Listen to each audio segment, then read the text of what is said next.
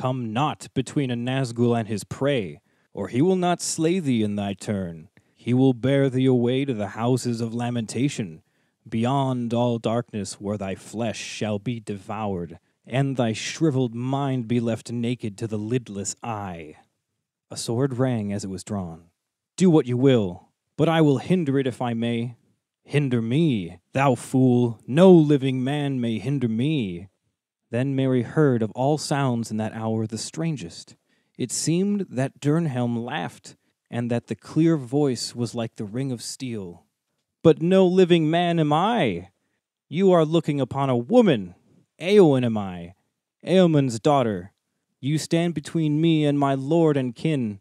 Begone if you be not deathless, for living or dark undead, I will smite you if you touch him.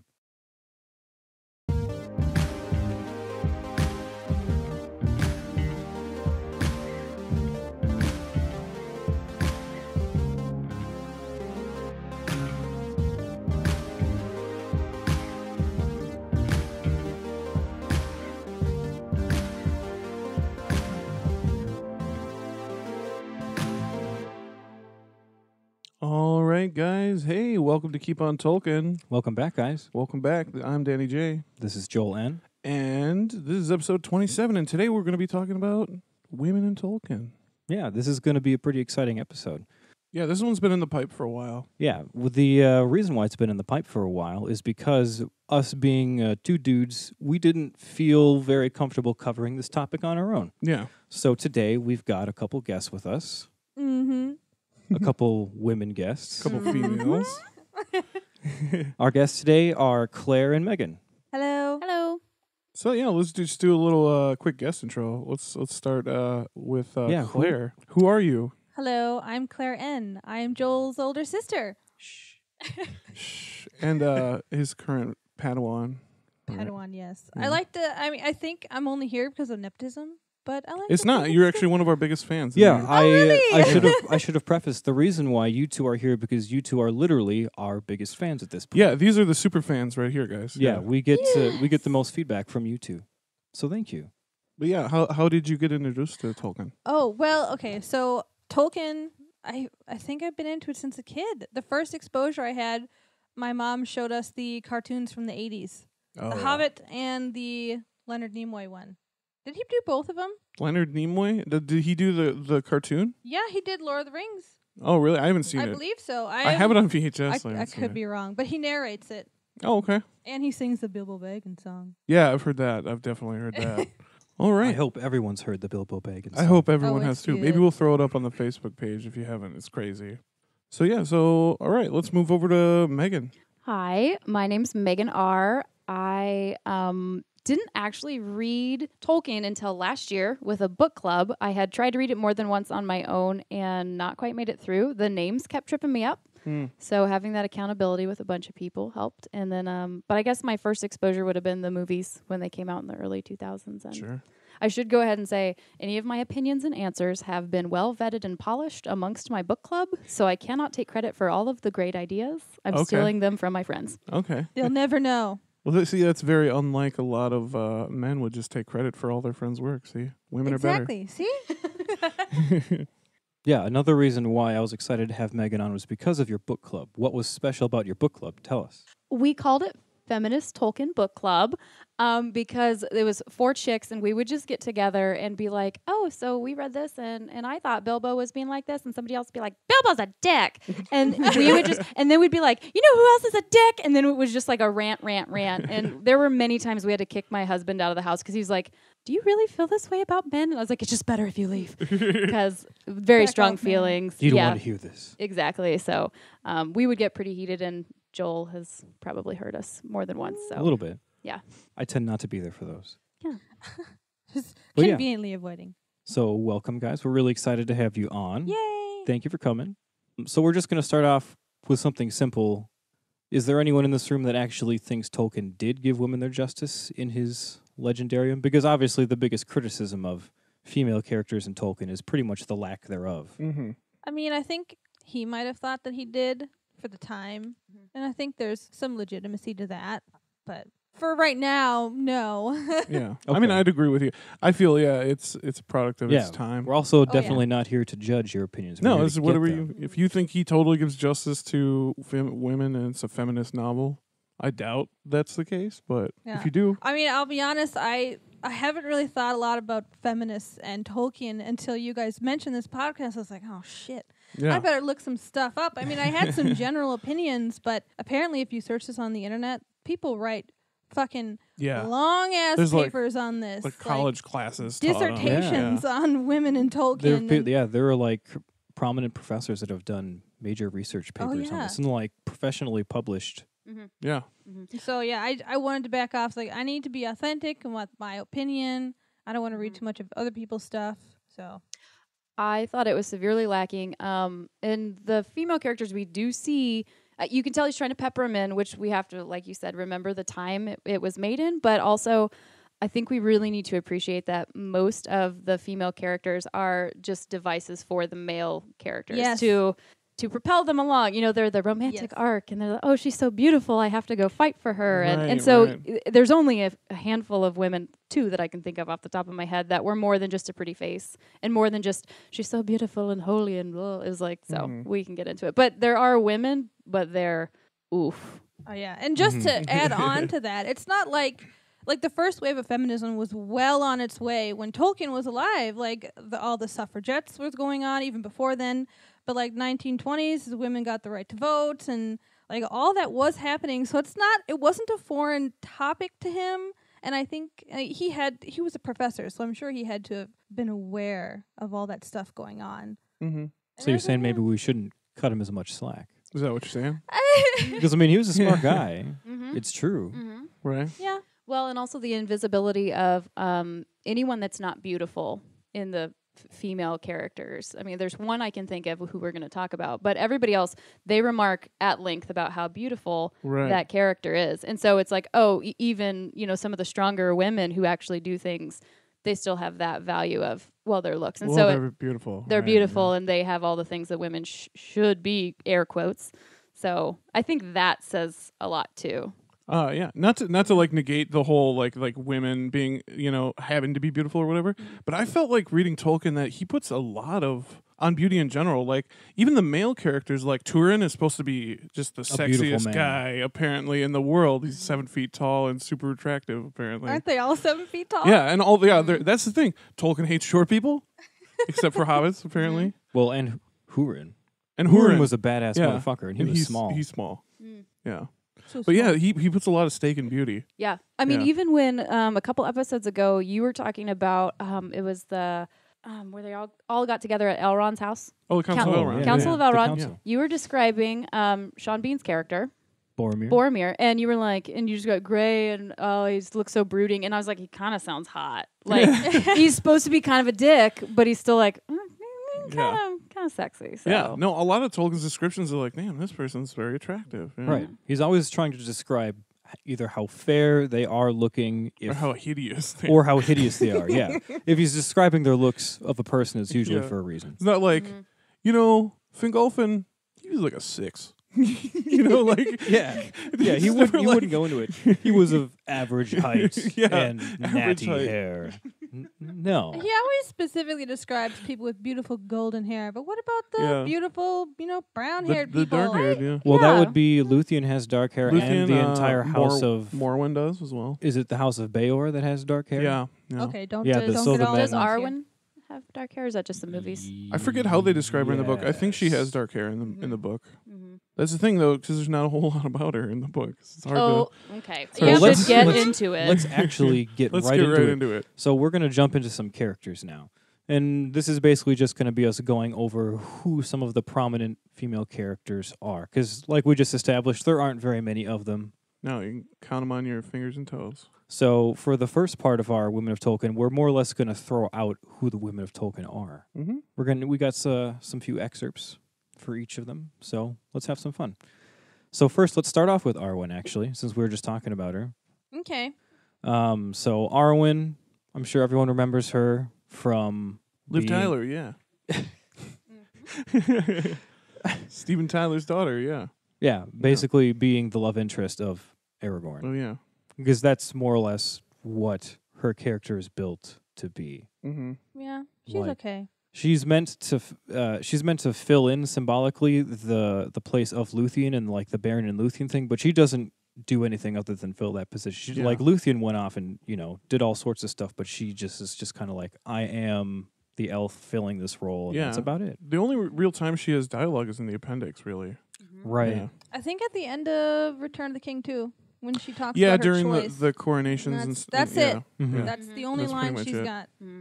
I was going to say that was one of the biggest things when actually reading the books. I was like, Mm-hmm. oh, she's actually pretty cool. Like rides horse and does that. No, she does not speak. No. We don't even find out about her and Aragorn's relationship through them. We hear Bilbo telling it to Frodo, I Yeah. believe. Yeah. So she has no lines, and she's literally, they just talk about how beautiful and sad she is. Exactly. And oh, it was such a disappointment because I was like, yeah, he did okay. No, she was nothing but a trophy. yeah. Mm-hmm. Yeah, I like the dialogue that they have. Did you read that part in the appendix when they meet and stuff? I don't know that I did. You should check it out. It's Okay. in Appendix A.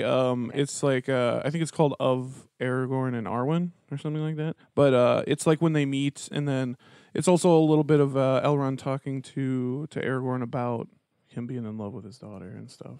It's right before Aragorn leaves Rivendell, which we talk about. It's about as much information as we get on Arwen in Yeah. the text. We should actually talk about that in an episode that'll be out by the time you hear this, the Aragorn character profile. Boom. So here's a little excerpt from The Return of the King about Arwen. But the Queen Arwen said, "A gift I will give you, for I am the daughter of Elrond.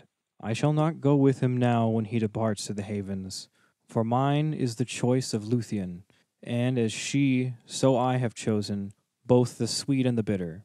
But in my stead you shall go, ring-bearer, when the time comes, and if you then desire it. If your hurts grieve you still, and the memory of your burden is heavy, then you may pass into the west, until all your wounds and weariness are healed. But wear this now in memory of Elfstone and Evenstar, with whom your life has been woven." So that is the most dialogue ever in the books that Arwen has. Yeah, I had to search that down. Yeah, I was Like, gonna say I was kind of impressed when I read it. I was like, I don't really specifically remember that in the that was a little gem you pulled out there. Yeah, Well, that also explains why Frodo got to go into the yeah, west. he because it's he usually took her place. it's because it's usually solely for elves. I didn't realize he actually took her place. I didn't either. I didn't until we just read this. Wow. Everyone, What do everyone's you learning. know? Well, because like a lot of people, like Sam eventually goes over right in the late or not late fourth age. Does but he? Yeah, Does yeah. he? Eventually. That's part. I don't know if it's. I'm pretty sure it's part of canon. I Is think it? it's in the appendix. Yeah. Does he go with Círdan? What if they left I together? think he does actually leave with Círdan. What if they left Remember, together? I think we That would talked be about the, that. That'd Yeah. be the best Yeah. boat. That'd be a hell of a boat ride. Círdan and fucking Sam, because Sam asks really good questions, yeah. and Círdan likes to. I He feel knows like everything. they'd get along really well. Yeah. So I made a list of the characters that I think are kind of the main ones in my opinion, and Arwen did not make the list. I Fair put her in my honorable mentions Okay. simply because. So I have them all here, and I have a pro and a con for each one. To be fair, and Arwen's only pro is that she is female. In my opinion, she doesn't speak. She is not defined by anything other than her relationship with Aragorn, or with Elrond. Mm-hmm. Like she is the beautiful daughter of Elrond, the beautiful wife of Aragorn, and she doesn't really have much autonomy outside of that. In my Yeah. opinion, It's kind of funny that Aragorn grew up in Rivendell, right, from the time he was 2 until he was 21. And he didn't meet Arwen until he was 21. Nobody ever talked about her.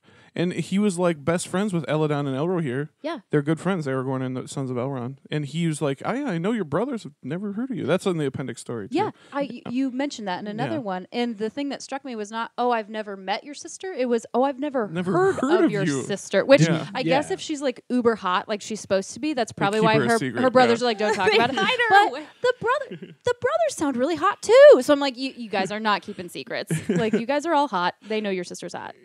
They just don't act like they don't have a sister. But the fact, he hadn't even heard of her. Yeah, never heard of her. But he loved her from then on. Yeah, he also called her Luthien. Yeah, Tenuvio. We just read that. That was an excerpt. We It's read about it in the an Aragorn. episode that's about to come out. Yeah, right? in the Aragorn Aragorn profile. episode. It's a really good. I'm so excited for that it's a episode really to good drop. story, guys. By Check the it time out. you listen to this, it'll already be out. So if you haven't listened to it, go back and listen to it. It's awesome. So let's move to another character that I'm sure we can all agree on. Galadriel. She's probably one of the most major female characters In Tolkien, in Tolkien. in general, yeah. She's around for a really long time, and she Real has a long time. pretty prominent role through most of it. Daughter Finarfin. Yeah. Yeah. Prominent. it. Okay, about relatively. Let's say it's relatively I'm sorry, I'm not prominent. trying to be silly. Relatively prominent for Tolkien female characters. It's relatively prominent. I agree. She's like one of the only well-known, like super ancient, wise, sort of mystical elves that we know. But She's also technically a criminal.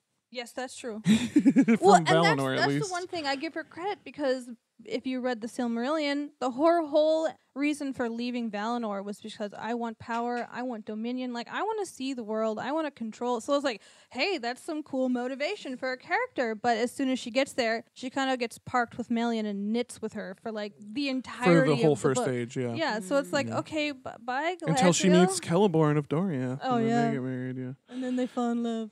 I do kind of like how in the movie, when you go to the Lothlorien, Celeborn barely speaks at all. And it's Yeah, all, he it's has- all Galadriel. He has like one line. Yeah.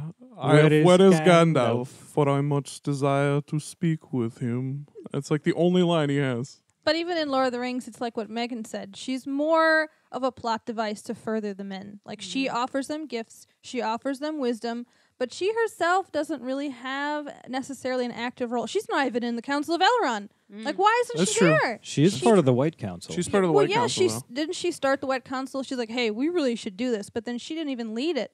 Wasn't it? I think you're right. I think it was her Gil-galad? idea, but I think they picked what's his name? Fucking Saruman, right? Well, yeah, Saruman. The reason why yeah. first, the fact that there was a White Council. The White Council was developed to deal with Sauron, and that's exactly what the Astari, the 5 wizards, were sent there to do. So I think it only makes sense that one of them was head of the council versus like Galadriel, Yeah. because that's literally what Their they're mission sent was, here yeah. trained for. That But makes a little sense. yeah, but I mean, I'm on Galadriel's she's got side when I'm seniority, saying I yeah. think Gandalf should have been the head of the council, because yeah. that obviously things would have gone better. Mm-hmm. But anyway. That's a good point about the movies, though, that she is more of a plot device to further on the men's quest. Because in the books, I was surprised by how much more of a presence she is. Oh, yeah. Mm-hmm. Because even when Frodo, who is very perceptive, and I totally agreed with you about how he was shafted in the movies. Yeah.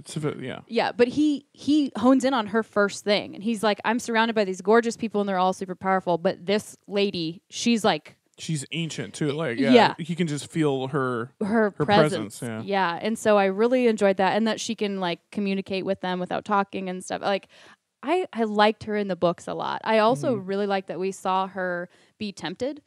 So she's not, immune to any right. of Yeah. that. She has the whole dialogue, the whole soliloquy about in place of a dark lord, you would have a queen. Yeah.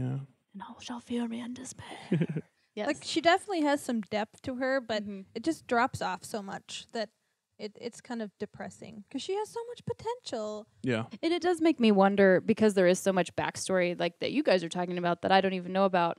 It makes me wonder if that's just abbreviated because of the movies of the Lord of the Rings tale. She's not in it that much. Where if they did like a whole thing about her, it would be really different. And like all that stuff you were saying about her leaving, and that sounds Yeah. really cool. They should have snuck it in. But that's about it. I mean, she gets a couple of sentences like, Galadriel wants to see the world and domain and have land and stuff, and that's why she decides to go. But she doesn't have malicious intent. Like, she doesn't want to do what Fëanor Right. She's did. not a Feanorian. No, but Yeah. she's like, I kind of just want to jump on this bandwagon, but not really like Well, wave that's a kind flag. of yeah. Her and Finrod were like that. Like they're like, well, people are leaving. We kind of want to go see what's up out there. Galadriel was actually a really interesting character in Tolkien in general, because she was one of those characters where, so you had Tolkien's original Legendarium, the real old school creation up into first age stuff that he had always been working on since forever. And then you had his newer stuff that he was starting to work on, and then he decided to connect the two. Right. And Galadriel was like a super integral character to connecting the new and the old, because she herself was so old, and he connected her all the way back through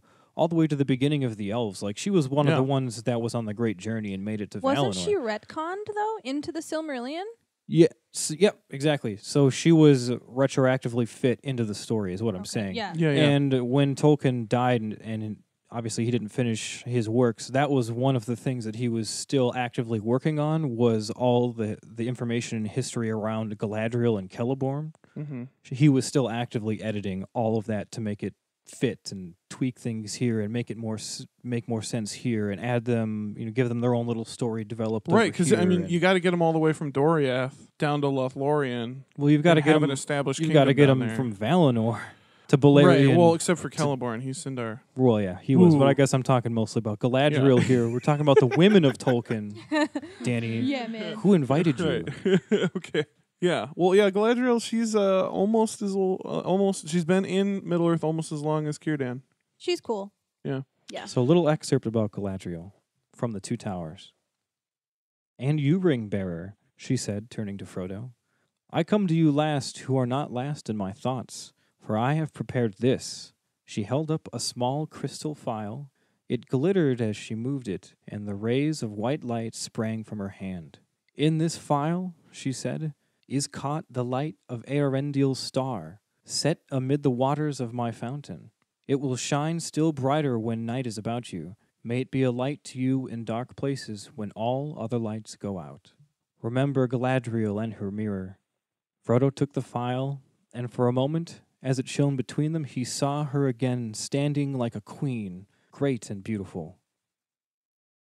Yeah. I think that's one of my favorite parts of the book is that file. I don't know why. I just ever watched since watching. Well, it's the first age connection. That's really awesome. Yeah, I love the items in the Lord of the Rings that are first age connected. Ring of Bear here, Vial, Galadriel. Oh yeah, I didn't even realize the first age connection until Claire pointed it out to me. Yeah, she's like, "Yeah, it's from Eärendil's star." I was like, which is the Silmaril, the light of the Silmaril, which is the light of the trees in a phial. Like that's the most badass thing to have. Yeah. I just liked it in the cartoons when Sam would hold it up to the watchers at the gate. And I was like, that's just so cool and so pretty. I want to know what that is. And then it took me like, I don't know, 25 years to figure out what that thing was. So just 25. Yeah. So after Galadriel, let's move on to Éowyn, another really big female character from the Third Age. I love Éowyn. She's great. She's probably one of the characters who does the most independently. Mm-hmm. Yes. Would you guys agree with that? Would you say? Yeah. Yeah, I think so. I think she's head and head with maybe Haleth, but I really do like Éowyn.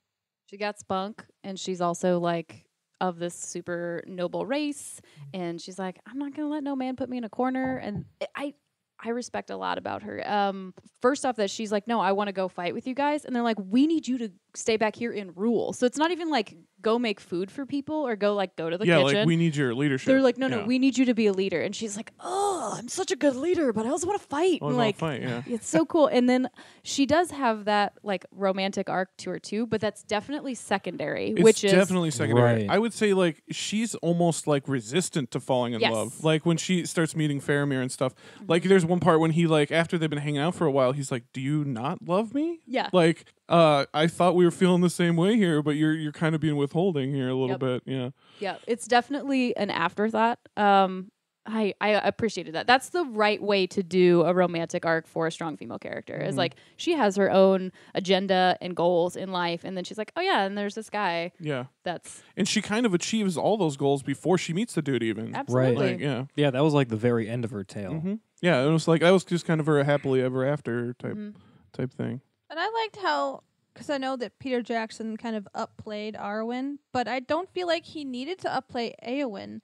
Because when I read the book in comparison to the movie, they seemed pretty equal. I would say, yeah, like I think he upplayed her. Like he upplayed her to the point where he got rid of the Durnhelm thing. Mm-hmm. Yeah, like it was just like in that sense, I'd say he downplayed her. Would you say he downplayed her? I'd say he upplayed her as a female because we had more of a female presence in the movie then. Because I mean, I love the Durnhelm thing. It's one of my favorite parts of the Return of the King when you find out Durnhelm was Éowyn.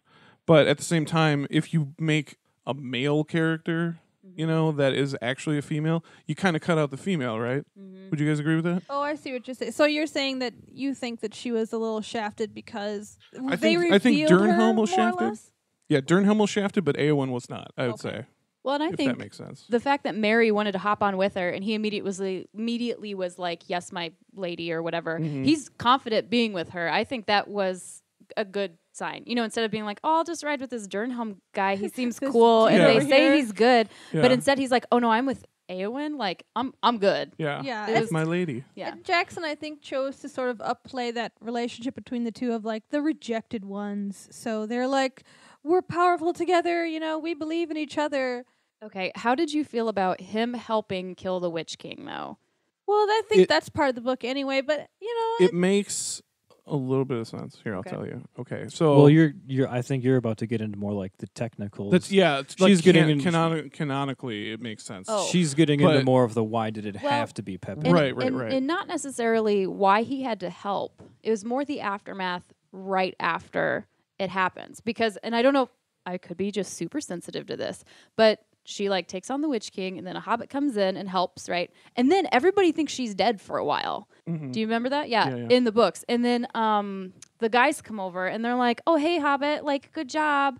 Oh, did you guys take on the Witch King? Oh, she died. Too bad, lols. Good job. Like, they kind of like brush over her a little bit. And I think it was probably because they thought she was dead. And so they're like, Yeah. oh, are you okay, Master Mary or Pippin? I can't remember which one it is. He's Mary, yeah. Yeah, Mary. And they're kind of like, oh, good job, good job. And then they're kind of like, oh, poor girl, she died. And then they're like, oh, she's alive. And then they just gloss over this big thing that she Yeah. did. Yeah. And they kind of give it all to Mary. And we went back They and d- forth yeah, they in book do. club about this because it was like, well, it's because they thought she was dead. And then others were like, no. I was kind of waiting for like her moment. Like Mm-hmm. she did this huge thing and I wanted to be able to bask in that glory with her, like reading it. And yeah, you're right. That never really happened. Yeah, she definitely doesn't get her dues. But Does then- she even get a special decoration from Aragorn in the end? Not that I know. I mean, No, other not than that I other know than of, her so. becoming Princess of Gondor, because she And- marries Faramir. But right, but that's through marriage. Through marriage, though, yeah. A part of me kind of likes that she didn't get a pat on the back because she just wanted to be a soldier, and soldiers don't get And a she pat just- on the yeah. back for doing their job. She just so did her duty. Yeah. I'm kind of like, cool. But the fact that they gave all of that credit to the Hobbit who just jumped in at the end, that was what really like rubbed salt in the wound to me. But I don't know. Yeah. So the reason why, I mean, I'm not going to excuse it, but you want me to tell you the canonical reason? Absolutely. Okay. We actually talk about this in what is it, Arnor? We've been doing Yes. so many Dunedain things lately. Arnor episode. So the blades that the hobbits got in the Fellowship of the Ring, right? Those were made by the Old North Kingdom, The Arnor. Barrow-wights. Yeah, and they were those were made specifically in the fight against Angmar, the Witch King. So it took a blade that was designed to be able to damage the Witch King Okay. to bring down, because otherwrise, like I imagine he had some sort of magical aura or something. No, he that- does. He does yeah. have spells of defense on. Yeah, him. of defense on him, and that wound that brought, which totally destroyed the sword. But that one wound is what brought down the facade or the spells, and then she was able to, Yeah, he finish brought him. down. He brought down the Witch King's shields with a special dagger. Well, and it I think it kind of works too because he says no living man can kill me, and neither of them are men. So I was still like, Yeah. it's still cool. It's just she had this one thing. Come on, ladies. Exactly, but We're going to actually glaze over the excerpt for Eowyn because that's what the opening Yeah, excerpt was. That's what the opening. And it was a really badass one. That She has one a- is so That's the cool. badass one she has. So another character that we wanted to touch on is Goldberry because I think she's one of my favorite female characters that got shafted out of the trilogy. Yeah, totally cut. Granted, her role isn't even that great It's limited, but in the book, but still, just like Tom Bombadil, I mean, I feel she's just as important. she's also just as mysterious Exactly. in nature.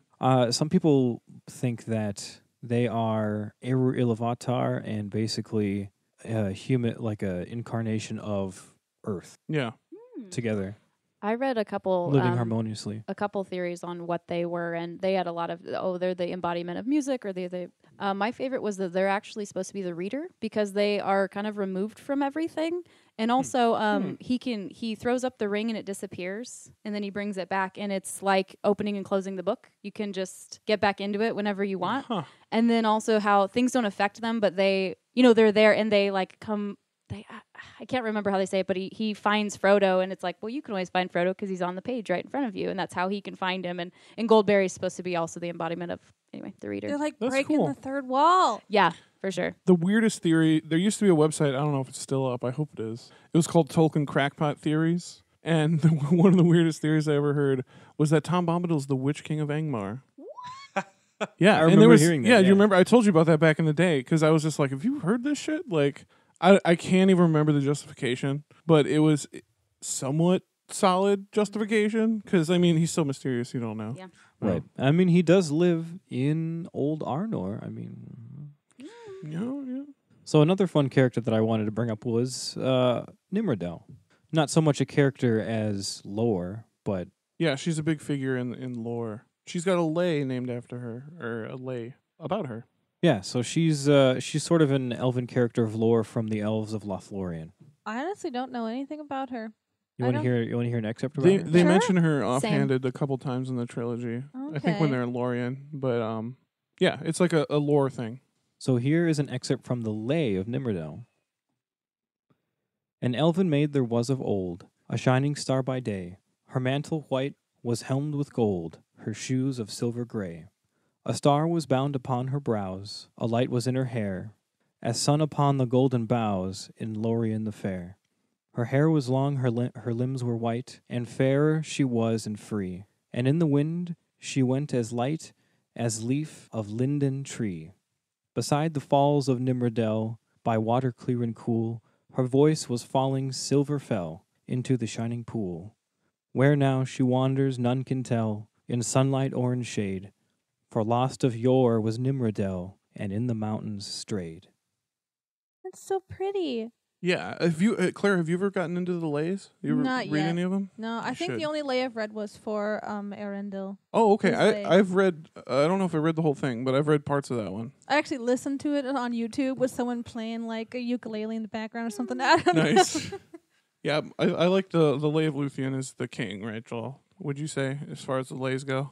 Oh yeah, I love the Lay. Well, I should say at this point it is because I haven't read the Lay of the Children of Hurin.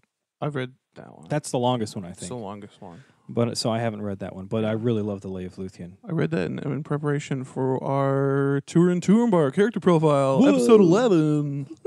I mean, I don't know much about this character, but from what I can glean from what you read, it's, again, mostly just about her looks. At the end, she talks about how lonely she is and, kind of sullen and sad. She was a lonely So- character. She fell in love with another elf. I forget his name. It started with an A. And they were going to leave to go west together. And he was going to meet her on the shores. And she left Lothlorien to go meet him, but she got lost in the White Mountains, which is what that last line is about. She strayed in the mountains. And his boat got taken by a storm and got swept out to sea. And they never were reunited. And even those on the other side of the sea in Valinor have no word of him. No one knows what happened. That's so fucking And she disappeared into the mountains. Have you guys noticed that I feel like maybe it's for all the characters, but especially the female ones, they're usually tragically beautiful. They're so beautiful, and they're also so sad. Because we saw it with Arwen, and now we're seeing it with this chick. And I feel like, I don't know all the other ones, but they always start, and they're like, she was beautiful and sad, and she was singing, and then a guy came along, and they she's fell in happy. love. Yeah, that's how they start. And I don't know if that's a thing with Tolkien that... I think it definitely is. A lot of the most beautiful things in Tolkien are always accompanied by something equally as sad, which makes I you would say, appreciate yeah. the beauty more. Which I would say, Joel, me and Joel have, I would say we have a darker outlook on Tolkien than a lot of people. I don't know if have you noticed that from our podcast? Well, there's a reason I'm a big fan. Yeah, and I would say Tolkien, like you said, Joel, it's two sides of the same coin. There's always beautiful things, but they're almost always counterweighted by equally sad things. Which is, I think, he uses that as a way to make them more beautiful. Like, it's not like, Exactly. oh, look, It there is glorifies this it, pretty yeah. woman who is just the prettiest woman of all of the children of Iluvatar, and she's just so fucking awesome. Yeah. But not only that, but she fell in love with the one person she couldn't be with who has to die, and she doesn't have to die, and she went through this whole crazy mess of an adventure to try to get the rights just to be with him, and then they failed, and then he died, and then she died, and then they came back to life to go so that they could both die together again. Like, it was... And that's the tale of Baron and Luthien in a Yeah. nutshell. Yeah. Well, That was the quickest rundown of Beren and Luthien I've ever heard. Well, But it's not just it's a lot of tragedy along with it. Like Right, yeah. and I kind of appreciate that because then he's giving them depth. They're not just these Right. beautiful people who are like, my life is easy because I'm pretty. Like, Right. the only one I can think of that's really kind of flouncy would be Goldberry, but she's this kind of weird mythical thing. And also she's supposed to be a mystery. yeah, and she kind of wears her emotions on her sleeve too, because there's times she gets really sad all of a sudden, and so she's kind of a different story. But yeah, all these women, I guess he's trying to say like even beautiful people have angst. Mm-hmm. Yeah, I mean, it doesn't detract from. I really think this lay is super pretty, and I love that stuff. I mean, I loved reading fairy tales in general, which is why I think one of the reasons why I loved the Silmarillion so much, because it kind of reads fairy tale-ish to me. Mm-hmm. But a Yeah. lot of those old fairy tales are just fucking tragic. Oh, yeah. Like Super. horribly tragic, and I still find beauty in those things. And I think that's I don't the- know much about this character, but I should look it up. 'Cause it Yeah, sounds and like I said again and again on this podcast, people don't give Tolkien credit for how dark Very how dark. dark it is. So jump Oh. into another set. This is kind of a set of female characters. We wanted to touch on some of the evil female characters. So we wanted to bring up people like Ungoliant, Shelob, and Thuringwethel. Yeah. So obviously Ungoliant, the first, you'll remember as being the spider-like demon character that Melkor teams up with to destroy the trees Destroy of the Valinor. trees. And that just seriously fucks up the world.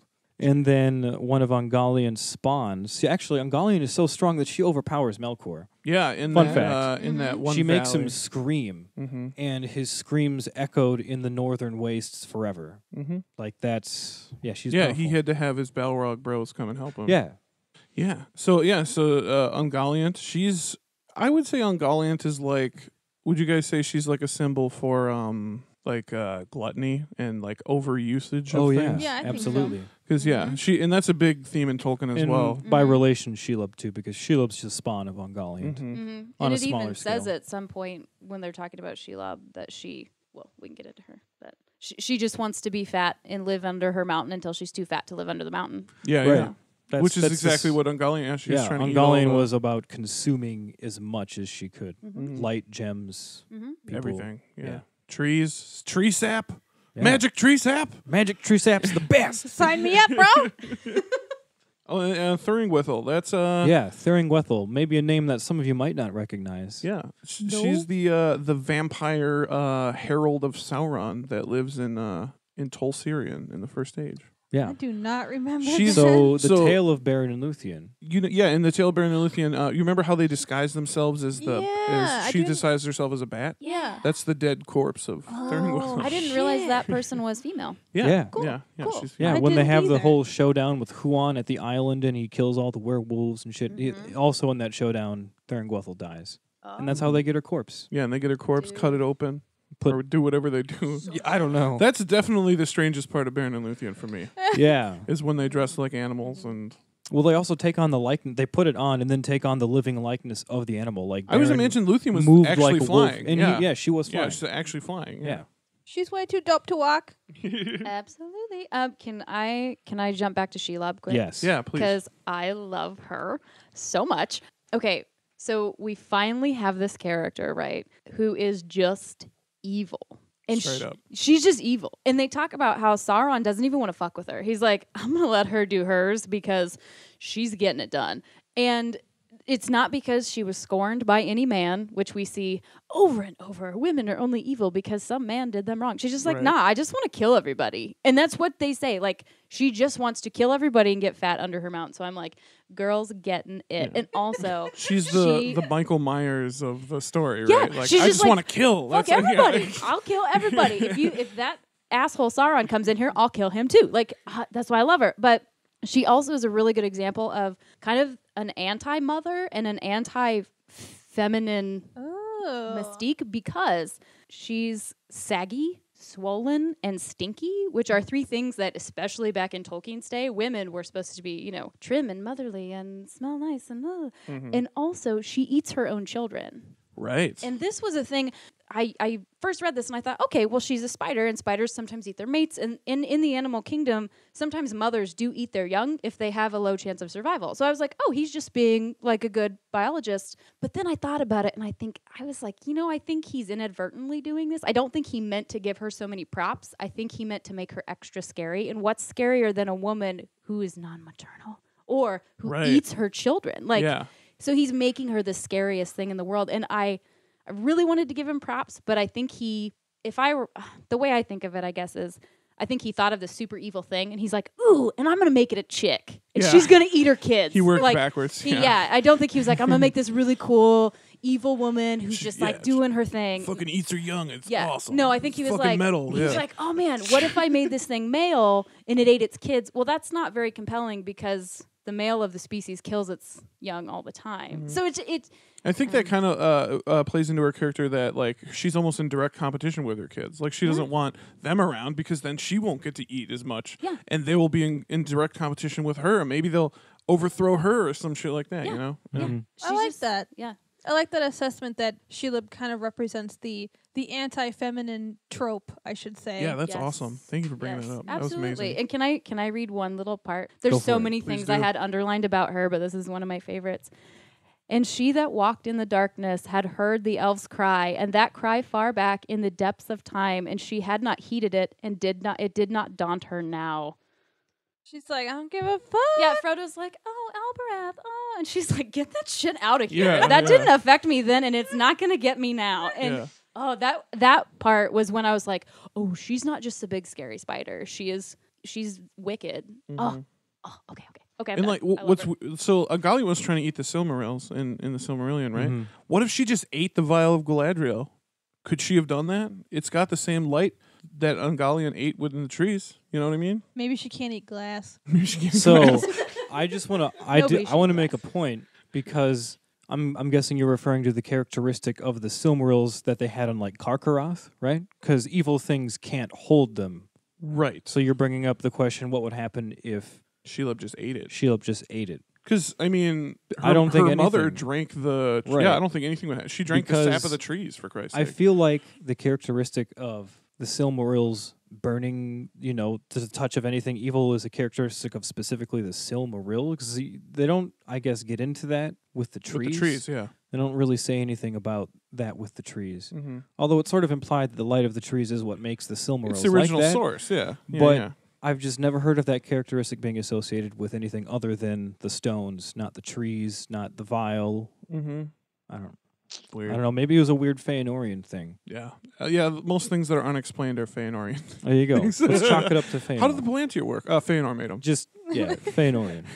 But I like that. I think you've made me a Shelob fan now. Because I never Yeah. had that. I never got that perspective. Yeah, and I she's like rock that. and roll. There are some some people think that Shelob is a Maiar. It's not officially said. They think that the race of like Ungoliant and Shelob could just be evil Maiar. Yeah. And in a game that came out Yes, recently, that's what I was going to mention, yeah. They play her off as totally Maiar. Have you heard of the War in the North? Did you guys talk about this on We your... did talk about it, yes. Because is this one where she can take a human form? Yes. And I remember hearing about it, but I've never... Yeah, and they play her off as totally Maiar, and she's got like her own ring of power and like all this.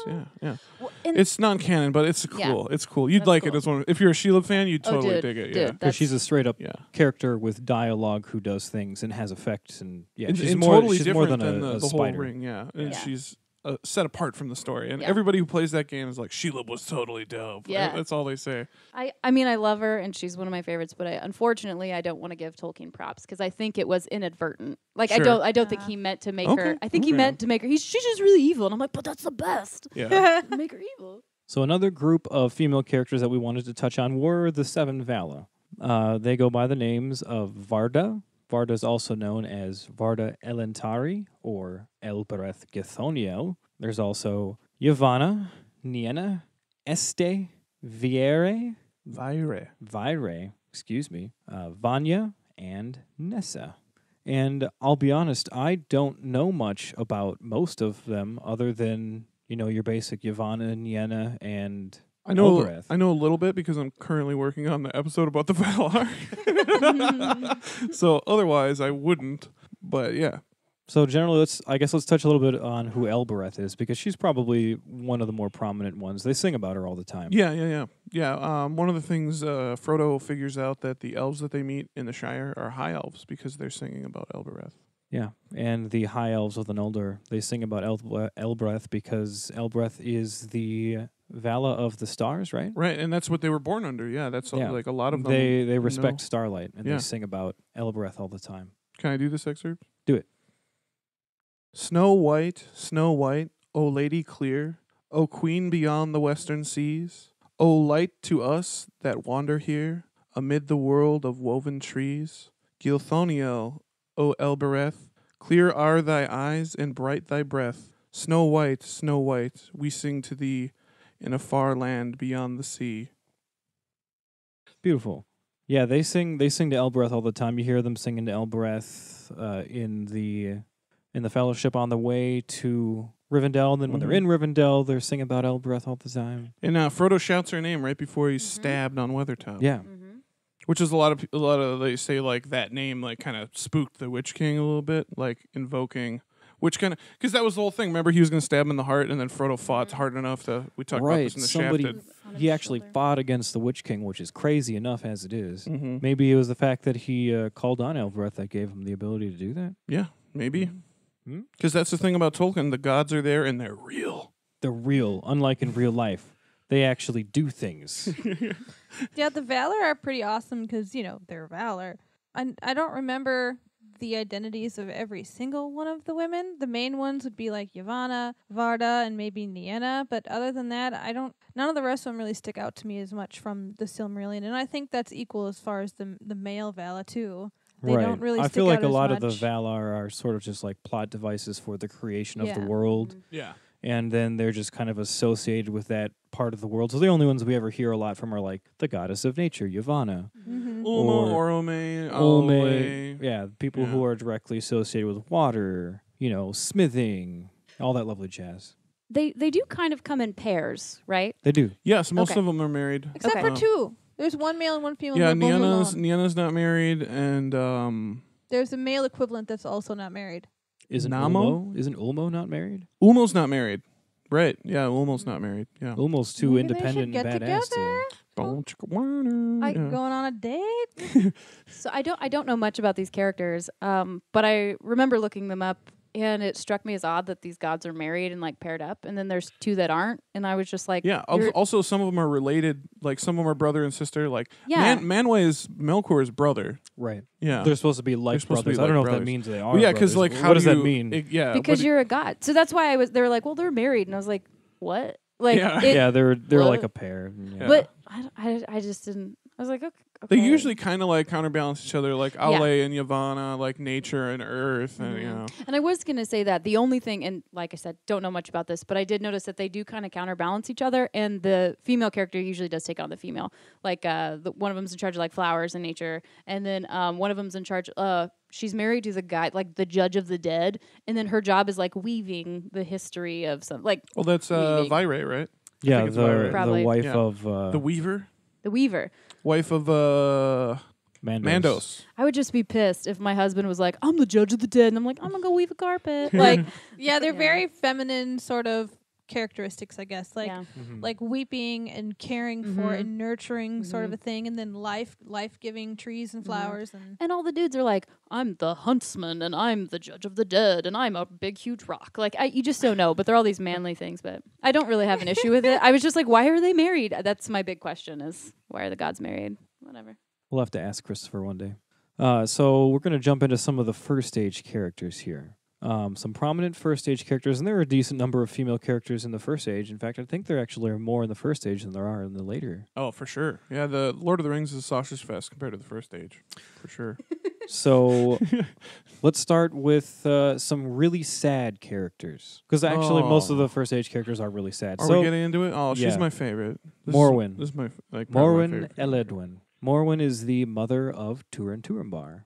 Right, who's my favorite character. Mm-hmm. Yeah.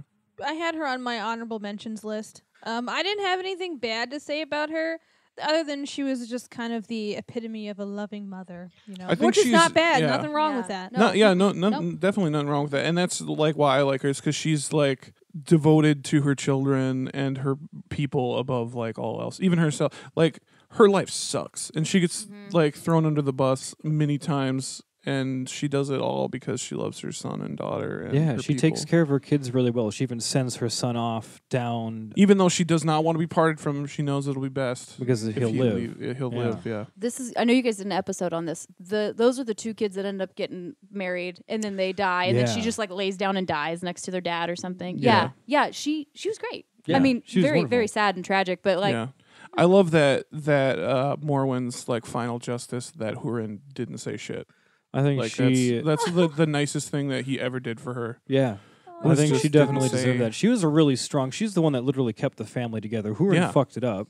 Hurin over and over again. Yeah. Yeah, and then she was the one that kept things together. She like kept Turin until she knew it wasn't safe for him, and then sent him to the one place she knew it would be safe for him. And then she went to go meet him Yeah, when and then she went. could. Then yeah. she went took her daughter to go down there when she could. Then when she learned that And he was already gone, gone. she yeah. took it upon herself to go try to find him the next place she thought that he would be, and brought her daughter along with. And that's when they ran That's into when the they get- dragon. yep. And then anyway, you're just like, yep, that's right, Yeah, I remember this. that dragon. That was a good one.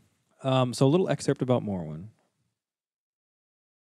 Morwen was the daughter of Baragon, son of Bregolas, of the house of Beor, and she was thus of close kin to Beren One-Handed. Morwen was dark-haired and tall, and for the light of her glance and the beauty of her face men called her Edelwyn, the Elven Fair, but she was somewhat stern of mood and proud. The sorrows of the house of Beor saddened her heart, for she had come as an exile to Dorloman from Dorthonion after the ruin of the Bragolak. I totally forgot she's a refugee from the Bragolak living in Dorloman. she lives in a sad time. Yeah. That'll bring us on to our next female character, her daughter, Nienor Ninyel, and her life is tragic as hell. Yeah. I question why she's in here, because she is like the exact definition of a damsel in distress. Other than all the super sad shit that happens to her, but that's what she is. She's Yeah. just a damsel in distress that gets saved by Right. I by mean, Turin. my point of one of our points of the list was to bring out just the prominent female Yeah, characters. not necessarily saying they're great female characters. Right, just bringing By out the any ones that have like Yeah. But she more has to a do with significant role. significant roles in history. And that is a good example of how we see him use females as just a plot device to propel the men in a certain way, or to make the story a lot more tragic. Like, because she is just a damsel in distress, like you're Yeah. saying, and she's completely tragic because she just cries all the time, and she only doesn't cry when she's around her brother. And then they're gonna have a baby, and she should be happy, but she can't. And like, Yeah. she's pitiful. It's definitely sad. Yeah, and it's it definitely adds sad. interesting elements to the story of Turin, but she as herself is kind of she's less of a character and more of a plot device. I Exactly. think. Does yeah. she kill herself? Yes. She does. Okay, that I mean that's kind of cool. No, okay, suicide's not cool, Yeah. but that's when wow, once Megan's she here on the podcast. She made a choice for herself. Endorsing and she killed suicide. herself. yeah, well, Everybody kill yourself. I guess I just meant so the whole time we really see her in the story, she's under the dragon spell, right? Right. And then once she gets out of the dragon spell and she realizes how much shit she's in, she's like, I'm out because this is terrible. Yeah, I'm done, yeah. And it's not that no, it's not good and it's not anything. But she actually, like you said, made a decision for herself. She And ends it on her terms. We do There not you go. condone Yeah. suicide. no. No. We do not condone suicide, but ending it on your terms, If you've cooler been way to go than not. if you've been under a dragon spell for like 25 years and had an incest relationship with your brother, Yeah, and you have a baby inside of you that's your Yeah, brother's I don't kid. We think can talk. I don't think anyone could blame you. Nobody's blaming Nienor. An excerpt from the Children of Hurin about Nienor Ninyel. Glaurung stirred for the last time, and a quiver ran through all his body, and he opened his baleful eyes a slit, and the moon gleamed in them, as gasping he spoke. Hail, Nienor, daughter of Hurin. We meet again ere we end. I give you joy that you have found your brother at last, and now you shall know him, a stabber in the dark, treacherous to foes, faithless to friends, and a curse unto his kin, Turin, son of Hurin. But the worst of all his deeds you shall feel in yourself. She came to her feet and stood pale as a wraith in the moon, and looked down on Turin and cried, Farewell, O twice beloved. Ah, Turin Turambar, Turun Ambartanen, master of doom, by doom mastered, oh, happy to be dead. That is my favorite section of the Children of Hurin right there. That is the saddest fucking line in all of Tolkien. Farewell, twice beloved, Turin Turambar, master of doom by doom mastered. Oh, happy to be dead. God, there's nothing like it. That's my favorite story. I love the Children of Hurin. It's so sad. It's great. It's great. All right, let's shift to something a little bit less sad. So another first stage lady that Claire brought up earlier, Lady Haleth, who is one of my personal strong female characters in the Tolkien Legendarium. Yeah, she's pretty cool. She doesn't have a lot of stories about her, which kind of sucks. No, that's the only negative I had about her. Was Not that she's much, a yeah. very small blip in the story, but she is so fucking awesome. Yeah, she's also called Haleth the Hunter. She's basically, of the 3 original lines of men from the first stage, of the Edain, usually those are, the leaders of the houses are men, right? I mean, it's usually pretty patriarchal. She was the leader of her house. Because her she father and was- brothers died. Her father and brothers died, and she was just so fucking badass. They were like, she's obviously our leader. She kind of reminds me of, what's that one character from Game of Thrones from the Iron Islands? Oh. Oh, his sister. Yeah, what's his name's sister? Yeah, I can't remember her name. That's what she kind of reminds me of. How the fact that they were like, you're such a great warrior, they're like, you're our queen now. Yeah, they make it a queen smoot. Yeah. But I like Haleth, and I don't think it's necessary for a female character to express like aggression and physical strength and stuff to be an interesting character. But it's the fact that Haleth expresses her own, like, I guess, autonomy and choice in a lot of stuff. Mm-hmm. Like when she's leading her people, they're looking for land for safety, and she talks to what's his name? Thingol? Thingol, yes. Yeah. She talks to Thingol, and he's like, well, yeah, you can have some of our land if you, like, agree to, you know, kind of be part of my peeps and watch over my roads. And she was like, fuck no. Like, I don't want to be beholden to you or anybody else. She's like, she said nope to his fealty and was like, no, I'm gone. Like, I'm not dealing with that shit. Yeah. So that's why I liked her. Yeah, they totally developed their own settlement elsewhere, and they were totally prominent. And House she was of Haleth. beloved by her people, and I think Oh, she yeah. remained leader until she died. And then did they bury her on like a hill or some shit? I'm not sure. I'm sure they gave her some kind of special burial. Yeah. So there weren't, unfortunately, any excerpts that I could find about Haleth. At least nothing like super epic and cool. So a little information about her, why she's so awesome. She kept her people alive for 7 days while the orc raids laid siege to their encampment until Caranthir, Son of Feanor, one of the elves, finally arrived with reinforcements. And because everyone was so impressed with her bravery, they offered her fiefdom. Yeah, and she was all like, fuck you, Son of Feanor. Yeah. I'm going to take my people and we're going to go over to Finrod's land because everybody likes Finrod and nobody likes you. Yeah, Finrod's way better. Fuck Yeah. the Sons of Feanor. See, she's got a good conscience. Except for Maedhros, sometimes. And if anybody is screaming at us for not knowing that Game of Thrones character, her name is J.R.R. Greyjoy. Yes, she looked it Yara. up. Yara Greyjoy, Yeah. nerds. They change it in the books and movies, but Okay. Yeah. Settle down, nerds. We figured sorry. it out. I'm that person who would write in, and these guys can Yeah. attest to that Yes, you because I are. email in all the time, and I'm like, actually, it's so and so. So this is for my own good. Yeah. It's nice when we have people, when me and Joel are like, oh man, I don't know that. Sometimes people hit us up. The other day, somebody hit us up about the Ring of Bear here. Yeah, somebody Yeah. actually filled in the blanks for us. Yeah, That was yeah. really cool. So the last couple characters we wanted to touch on are, I think, two of the biggest. Luthien Tenuvio and Melian the Maya. Definitely. Oh, Luthien. Oh, yes, let's definitely start by talking about Luthien. Obviously, I love Luthien. My favorite story. She's badass. She basically saves Baron 1.5 million times. She's like, well, if you're going to go do this dumb shit, I'm going to come with you because you can't do it, obviously. So And- I'm going to save your ass. I will go on record as saying she's the bravest character in all of Tolkien. Oh, yeah. Like, for real. She is the only one to single-handedly face off Melkor and Besides come live, out on live top. to talk about it, yeah. Yeah. Oh, yeah, I guess Fingolfin's dead, but... Fingolfin tried, you know. What about Shelob's mom? Did she hang out with Melkor? Oh, you Make know her what? scream? suppose. Oh, That's a yeah, false- yeah. That's a falsehood. The women were the only ones who came back. Ungoliant, definitely. Oh man, see, we needed 2 women to figure that out, Joel. we never See, would we have would figured it out. that on would our have own. totally gone over my head. Yeah, only the women have ever conquered Melkor.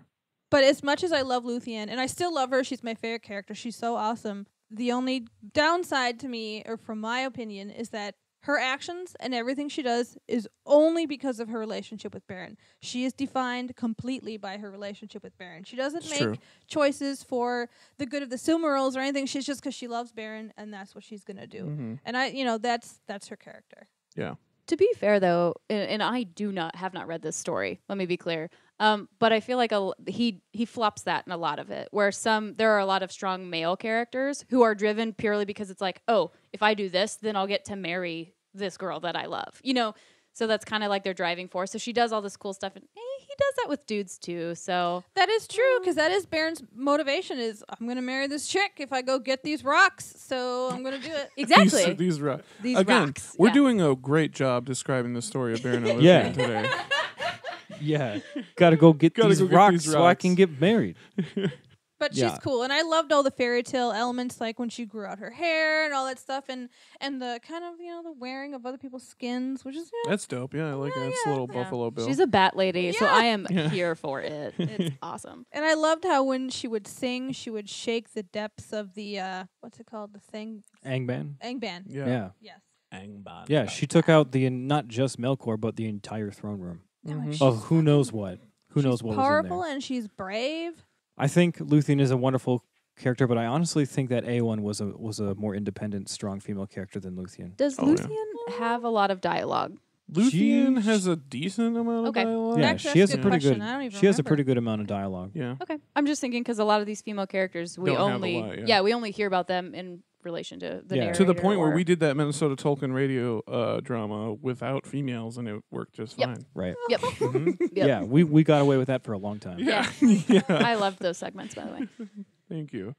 Talk a little bit about Let's Melian. talk about Melian the Maya. Yeah. Melian the Maya is always the smartest person in the room. That's why I love Melian.